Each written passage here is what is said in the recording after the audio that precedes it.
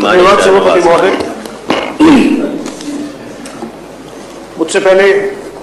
हमारे साथी विधायक शाह आलम जी ने जितनी बातें कही, मैं उससे अपने आप को जोड़ते हुए, इस सदन में पहले भी स्वास्थ्य पे कई बार चर्चा हुई है। महत्वपूर्ण विषय है, एक जनमानस से जुड़ा हुआ विषय है। अभी जो मेडिकल कॉलेज की हम बात कर रहे हैं, सरकार की एक बहुत महत्वपूर्ण पहल है कि 1 डिस्ट्रिक्ट 1 मेडिकल कॉलेज की हम बात कर रहे हैं, लेकिन इसी के साथ जिसकी वजह से आज व्यवस्था गड़बड़ाई हुई है, जब हम मेडिकल कॉलेजेस बना रहे हैं, और ये हमें सबको पता है कि डॉक्टर्स की कमी है, और डॉक्टर्स ऐसे तो नहीं है कि रातों रात बना दिए जा सकते हैं। They have to go through a process, 5 साल का उनका प्रोसेस है, फिर वो एमडी करते हैं, तब जाके वो इस लायक होते हैं कि वो मरीजों को देख सके। किसी भी मेडिकल कॉलेज को चलाने के लिए, और चलाने से ज्यादा कहूंगा उसकी मान्यता लेने के लिए, भारत सरकार के द्वारा कुछ मानक बनाए गए। मैं पहले भी सदन में जिक्र किया था, और मैंने इसके बहुत अध्ययन किया है कि जिस रफ्तार से सरकार मेडिकल कॉलेजेस का अनावरण कर रही है या उसकी घोषणाएं कर रही है, ये कोई बुरी चीज नहीं है, लेकिन उसकी जो धरातल, उसकी जो सच्चाई है, उसको भी जानना जरूरी है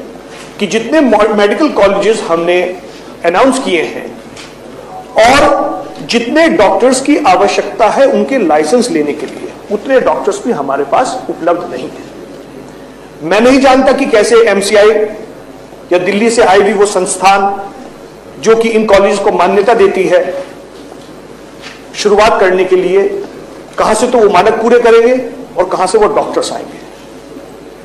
हो ये रहा है कि पेरोल पे ऐसे डॉक्टर्स को एनरोल किया जाता है जो पूरे साल, इवन 5 साल तक भी उस मेडिकल कॉलेज में नहीं जाते, क्योंकि हमारे पास कोई एक सेंट्रलाइज पोर्टल नहीं है जिसपे सीएमओ ये चेक कर सके कि अगर ये डॉक्टर कितनी जगह पे काम कर रहा है। वो अपने आप को एनरोल करा लेते हैं मेडिकल कॉलेज में, जिससे कि नजर ये आता है कि स्टाफ पूरा है। जितने मेडिकल कॉलेजेस आज हैं, अगर आप उनकी स्थिति देखें या जितने हॉस्पिटल्स हमारे प्रदेश में चल रहे हैं, सरकार अपनी तरफ से कोशिश कर रही है। मैं कहना चाहूंगा कि इमरजेंसीज में मैंने खुद देखा है कि अभूतपूर्व चेंजेस आए हैं, लेकिन प्रॉब्लम फिर आके वहीं खड़ी हो जाती है। सरकार ने डॉक्टर्स के प्रमोशन किए, डॉक्टर्स की पहले से ही कमी है। रेडियोलॉजिस्ट था, उसको प्रमोट करके अब उसको डिप्टी सीएमओ बना दिया गया है। अब वो मैनेजमेंट का काम देख रहा है, लेकिन जो उसका एक्चुअल काम था, चाहे वो रेडियोग्राफी था, चाहे वो स्किन के डॉक्टर थे, चाहे कार्डियोलॉजिस्ट थे, न्यूरोलॉजिस्ट थे, अब वो अपना एक्चुअल काम नहीं देख पा रहे हैं, तो डॉक्टर्स की कमी हो रही है। हमारे यहां पर सहारनपुर जिले में मेडिकल कॉलेज है, बिल्डिंग के नाम पे बेहतरीन बिल्डिंग वहां पे खड़ी है, लेकिन अब मसला यह है कि ना तो डॉक्टर्स हैं, सीटी स्कैन की मशीन है, चलती है, सीटी स्कैन होता है, पेशेंट से कहा जाता है, उसके अंदर एक लिक्विड डलता है सीटी स्कैन के लिए, वो उससे बाहर से परचेज किया जाता है। डॉक्टर्स ना होने की वजह से, ये मैंने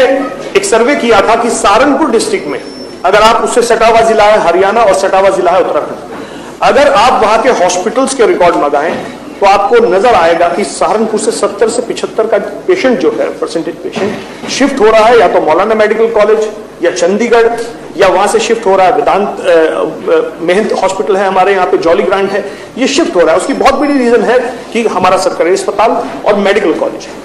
दोनों में स्टाफ की भरमार कमी है। और उसके साथ साथ मैं मानता हूं कि जब आप सरकारी नौकरी में होते हैं ट्रांसफर जरूरी है, लेकिन सरकार द्वारा जितनी भी श्रेणीज में जो ट्रांसफर किए गए हैं, अगर आप उनको देखेंगे तो उनको प्रदेश के एक कोने से उठा के दूसरे कोने में भेज दिया गया है। ठीक है, जब नौकरी है तो ट्रांसफर होगा, लेकिन कहीं ना कहीं प्रैक्टिकलिटी को भी सरकार को जांचना चाहिए। एक आदमी जिसका पूरा परिवार, उसको ट्रांसफर करें, एटलीस्ट उसको इस तरीके से ट्रांसफर करें कि उसको घर आने जाने में, क्योंकि जब आधा वक्त उसका ट्रेवलिंग में गुजरेगा तो क्वालिटी ऑफ जॉब वो नहीं कर पाएगा। इसके साथ साथ हमारे हॉस्पिटल्स, सीएचसीज, और ये मैं आपकी जांच भी करा सकते हैं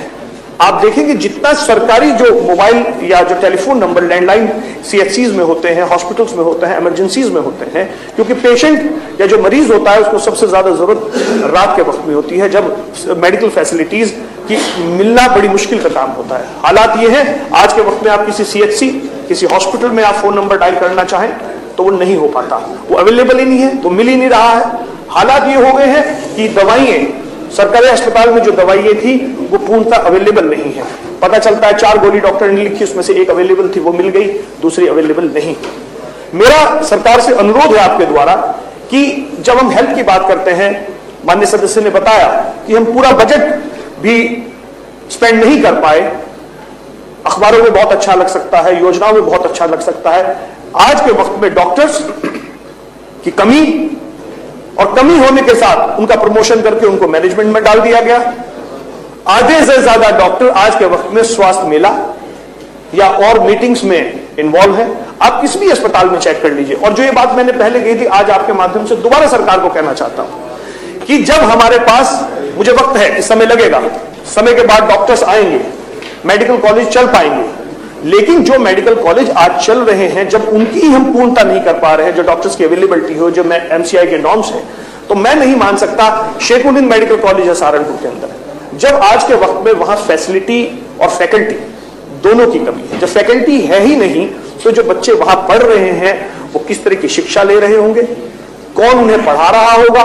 हालात ये है जो मैंने पहले जिक्र किया कि पेरोल पे तो है डॉक्टर्स, अगर आप उनको चेक करेंगे, वो जिस वक्त में पेरोल पे दिखाया गया है कि वो मेडिकल कॉलेज में पेशेंट देख रहा है या बच्चों को पढ़ा रहा है, वो उसी वक्त में अपने प्राइवेट जो उसका क्लिनिक है वो वहां पे भी बैठा है। अब ये कौन सी शक्ति है उनके पास कि वो एक ही समय में 2 जगह बैठ सकते हैं, ये मैं तो नहीं जान सकता। लेकिन मेरा आपके द्वारा सरकार से यही अनुरोध है कि स्वास्थ्य बहुत निचले स्तर तक का आदमी से जुड़ा है। आयुष्मान कार्ड की व्यवस्था है, एक बेहतरीन व्यवस्था है, लेकिन जहां एक तरफ हम बात करते हैं कि पॉपुलेशन को घटाना चाहिए, वहीं आयुष्मान में एक कैप लगा हुआ है कि आपका आयुष्मान तभी बन सकता है जब आपके घर में 6 या 6 से ज्यादा सदस्य हो। अब या तो भाई 6 से ज्यादा बच्चे करें पहले, फिर आयुष्मान कार्ड किसी का बनेगा। तो मेरे ख्याल से इस पे भी सरकार को गौर फरमाना चाहिए कि जब एक तरफ हम करें कि हमें पॉपुलेशन को घटाना है, तो ये कैप एक अजीबोगरीब सी बात है, इसको हटाना चाहिए। मैं आपके द्वारा, सरकार ने मेरी बात सुनी, आपने सुनी, मैं इसका धन्यवाद करता हूं और जनहित के इस लोक महत्व सुनिश्चित विषय पर इस सदन की कार्रवाई रोककर हम चर्चा कराएंगे।